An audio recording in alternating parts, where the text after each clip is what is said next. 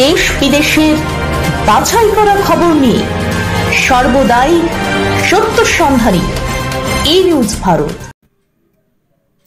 নমস্কার, ই নিউজ ভারতে আপনাদের সকলকে স্বাগত। শুরু করছি ওয়েদার আপডেট।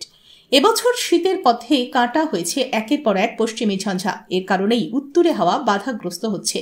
ওদিকে অসম ও হরিয়ানার উপরে ঘূর্ণাবর্ত সক্রিয় রয়েছে। আবহাওয়া দপ্তর জানাচ্ছে ৩রা ফেব্রুয়ারি নতুন করে উত্তর পশ্চিম ভারতে পশ্চিমী ঝঞ্ঝা ঢুকবে। সব মিলিয়ে শীতের সম্ভাবনা আরও কমবে। ফেব্রুয়ারি ১৫ তারিখ নাগাদ দক্ষিণবঙ্গ থেকে বিদায় নেবে শীত। আবহাওয়া দপ্তর সূত্রে খবর, দক্ষিণবঙ্গের জেলাগুলিতে আকাশ মেঘলা থাকলেও আপাতত বৃষ্টির সম্ভাবনা নেই। আপাতত কলকাতা সহ দক্ষিণবঙ্গের জেলাগুলিতে স্বাভাবিকের থেকে বেশি তাপমাত্রা থাকবে বলেই জানিয়েছে আবহাওয়া দপ্তর।